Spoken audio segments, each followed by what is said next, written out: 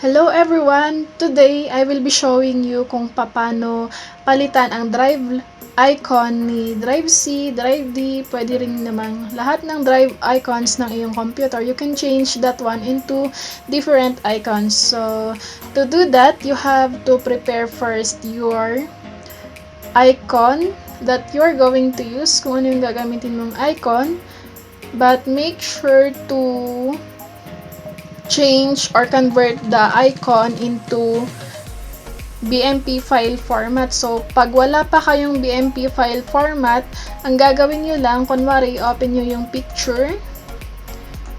Yung picture na gagamitin ninyo, let's say, saglit lang. So, kunwari, ito yung picture na gagamitin nyo, pero naka JPEG file format siya. Right-click nyo lang, pwede nyo gamitin yung paint. So, open with paint. At saka, i-crop lang natin yung kailangan natin kasi masyadong malaki naman yan. Crop nyo lang yan. And then, cut. Control X. Create kayo ng bagong file. Control N. And, paste nyo lang yung image. Tapos, punta kayo sa file. Save as BMP picture.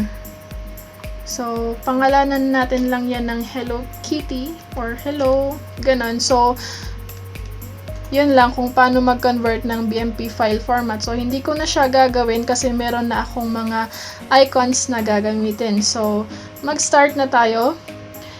First is to search or to run the regedit. Hindi ko alam paano i-pronounce actually. Pero, yun ang spelling. So, search lang natin yung regedit.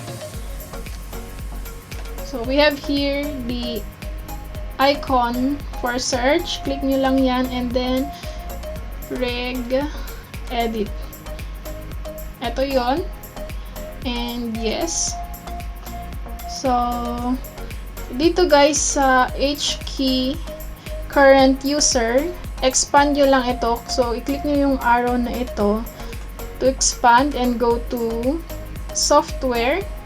Expand nyo lang itong software and we have here the classes. So, expand nyo itong classes na ito and hanapin nyo yung folder na application. So, scroll down lang kayo hanggang sa mahanap nyo yung application. So, ito yon. Right-click nyo yung application and then new key. So, click nyo yan and enter explorer.exe. Pagkatapos nyo i-input yung explorer.exe, right-click ulit, new, and then key. Tapos, lagay niyo yung drives. Pagkatapos ng drives, right-click ulit, new, and then key. Tapos, ilalagay na natin dito kung ano yung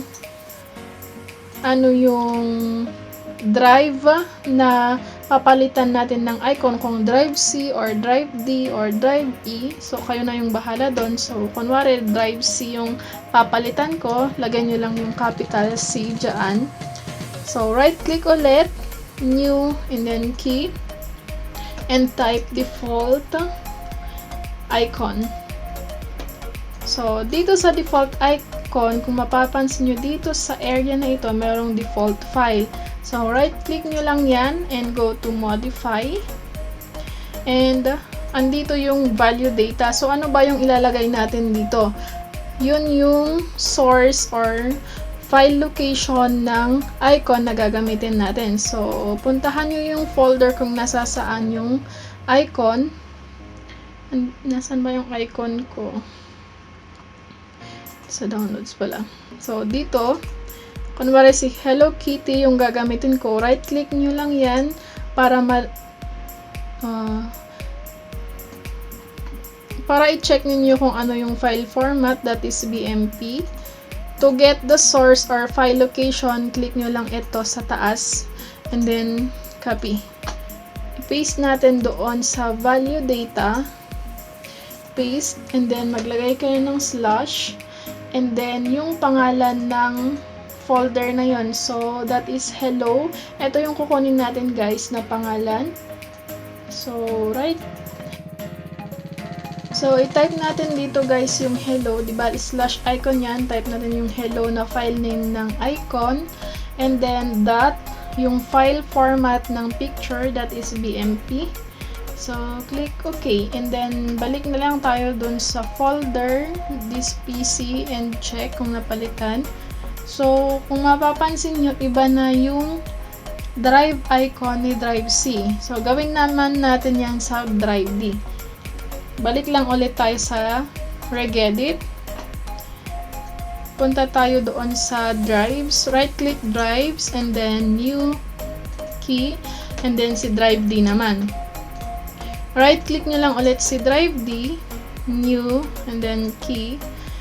Type lang natin yung default icon. Tapos, dito sa default icon, right-click natin yung default and modify. So, kunin natin yung value data nung image na gagamitin natin. Kunwari si Sofia naman. Kasi gumawa ako ng isang icon dito.